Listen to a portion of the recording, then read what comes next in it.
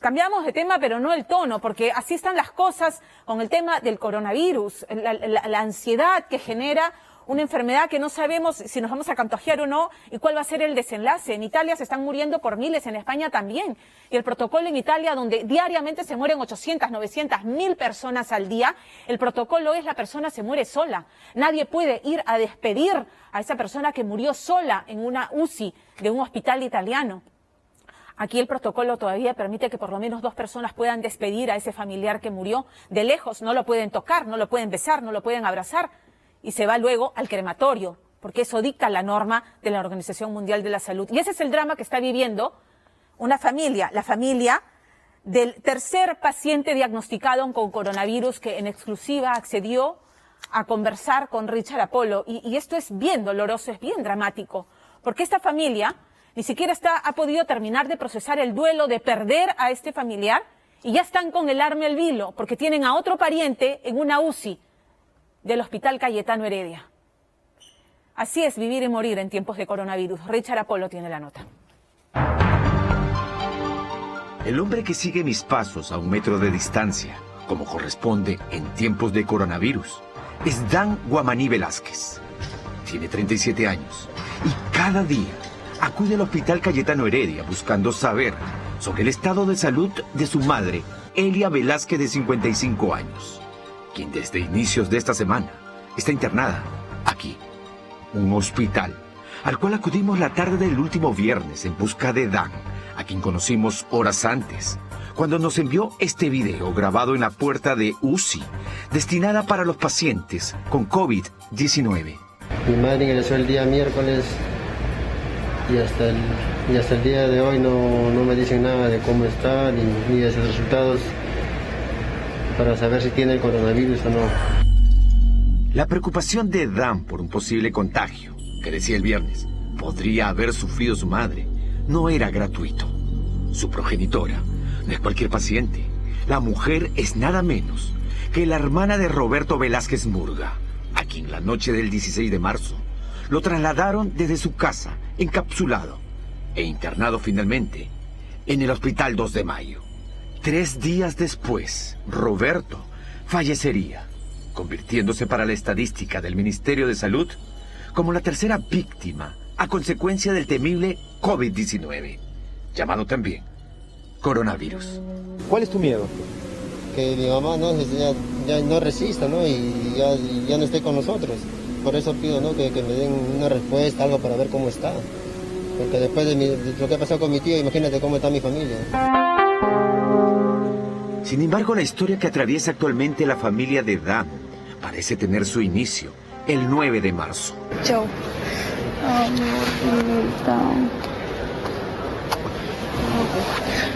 Chao, tía. Este video corresponde a la madrugada de aquel día en el aeropuerto de Madrid. La imagen deja ver a Roberto previo a su retorno al Perú. Aquel día el hombre volvía de España junto a su sobrina de 15 años, quien días después debía retornar a clases en Perú. Según Gladys Velázquez, su hermano Roberto, quien en los últimos 3 meses estuvo en Europa y visitó además de España, Francia, era volver y radicar en España. Mi hermano estuvo conmigo 3 meses y se tuvo que ir a Perú a arreglar unos temas de su coche, sacar unos brevetes y hacer unas cosas y regresar el 16 de abril.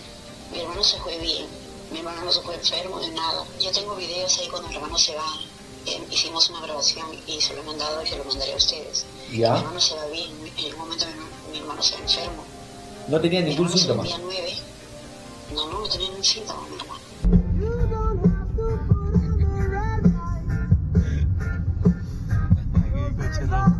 De paseo. Ahí está viendo mi mamá, ahí está viendo mi mamá. Va, mira tú. Pero el destino tenía al parecer otros planes para él. Apenas aterrizaron en suelo peruano, por recomendación médica, cuenta Edith Velázquez. Su primo Roberto y su sobrina de 15 años se comprometieron a cumplir en la casa familiar una cuarentena, teniendo en cuenta que ambos acababan de llegar procedentes de un país donde el coronavirus para entonces ya había hecho y seguía haciendo estragos, cobrando muchas vidas y elevando de una forma alarmante el número de contagiados. Si bien el 9 de marzo, cuando Roberto llegó al país, el presidente Martín Vizcarra aún no decretaba el estado de emergencia y el aislamiento social, Roberto y su familia creyeron importante mantenerse en cuarentena. Cuando él llega de España o llega de Europa y se pone en cuarentena en su casa. ¿Quiénes vivían con él? Todo. Toda la familia, todos, sus hermanas, mis sobrinos, todos vivían ahí. ¿Cuántas personas vivían con él? Más o menos. Son como 9 personas. Ya, y cuando él entra a cuarentena, todos entran en cuarentena. Sí, todos entran en cuarentena. Sin embargo, la salud de Roberto cambió drásticamente. Muchas dolencias comenzaron a manifestarse en su cuerpo, a los que el hombre, según un audio que envió a España por aquellos días a su hermana Gladys, atribuía a bebidas heladas que decía había ingerido. Me han dejado pastillas, cubreboca, para todos acá en la casa. El martes estaba con fiebre, el martes me puse una ampolla temprano y eso me ha cortado. Después me he puesto a tomar un rato helado y eso me ha afectado para el día siguiente. El gusto de la comida se te quita, ya, eso ya le pasaba antes, ¿no? Pero primera vez que me agarra así una gripe con fiebre fuerte, ¿no? Los días pasaron y todo empeoró. Al parecer una neumonía se apoderó del cuerpo de Roberto y las alertas de un posible caso de coronavirus en el país se activaron. Y si bien aún los resultados del descarte para ver si Roberto tenía o no coronavirus no estaban listos, el Ministerio de Salud envió a su casa una ambulancia para que sea trasladado al hospital como un potencial caso de COVID-19. ¿Qué síntomas presentaba? Le faltaba el aire. No oxigenaba bien, le faltaba el aire, no podía respirar. Ya, tosía, hacía fiebre. Al no poder respirar, viene la ambulancia y se lo lleva al hospital. Llegaron al Cayetano y el Cayetano el 2 de mayo. Esa misma noche que Roberto fue ingresado al hospital 2 de mayo, envió un audio WhatsApp a una de sus hermanas. Mari, mi DNI está en el cuarto de la bolita de mi pantalón, en mi billetera, pantalón azul. Y si vienes mañana, trae mi cargador. Mi cargador grande está ahí por mi cama. Es uno largo. Te el enchufe, ¿ya? Gracias. Luego de aquel audio, según su familia, Roberto llamó diciendo, debido a que su neumonía había llegado a un nivel crítico, los doctores le habían manifestado la posibilidad de intubarlo. Dice su familia, tras aquella llamada, no volvieron a comunicarse con Roberto. Un dato: cuando Roberto fue trasladado de su casa al hospital 2 de mayo, ya regía en el país el estado de emergencia y aislamiento social. Aquello, cuenta su familia, impidió que lo visitaran. Nadie iba a ver entonces a Roberto. ¿Cómo hacían con Roberto? Exactamente, nadie pudo ir a verlo, nadie salió de la casa y los médicos quedaron en que nos iban a informar, nos iban a llamar por teléfono o que nosotros llamáramos. ¿Cómo se enteran ustedes que él tiene coronavirus? Por la prensa, y como estaba en el hospital con todos los síntomas, se supone que él es el tercer fallecido por el virus. Ahí se enteran. Nada más. Ahí nos enteramos. O sea, la última comunicación con él fue este audio que dijo: me van a dormir por 15 días. Sí, es lo que tenemos. Y el médico, cuando hablé con el médico, dijo que él había llegado con un problema de saturación, o sea, él no oxigenaba bien, tenía 34, y cuando llegó al hospital tenían que intubarlo para que oxigene, pero en vez de aumentar bajó 26 y de ahí todos sus órganos, riñones, todos se descongestionaron y le dio un paro, ¿no?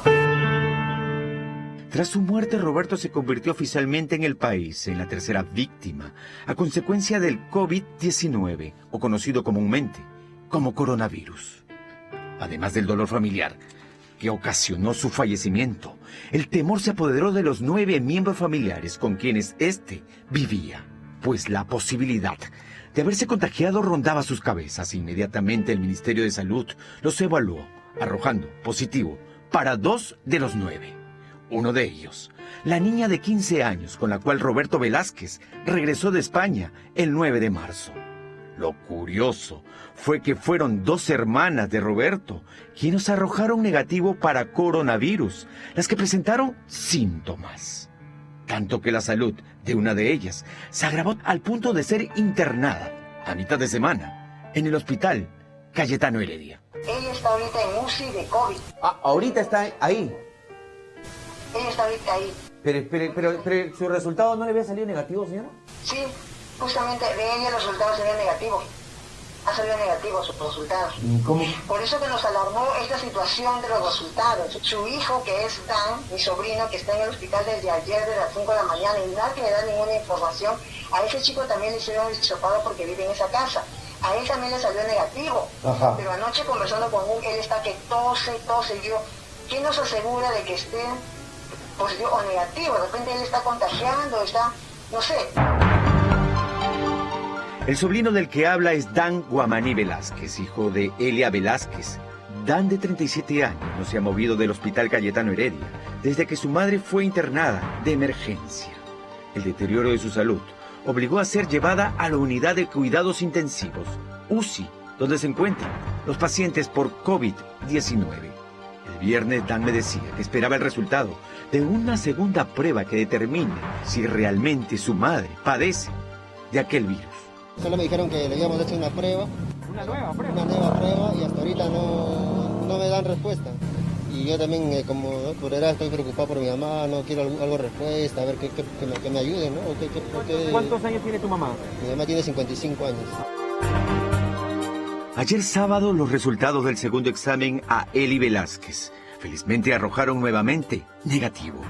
Ahora la preocupación de Dan es que su madre, sin tener coronavirus, se mantenga en UCI junto a personas que padecen aquella enfermedad y puedan contagiarla.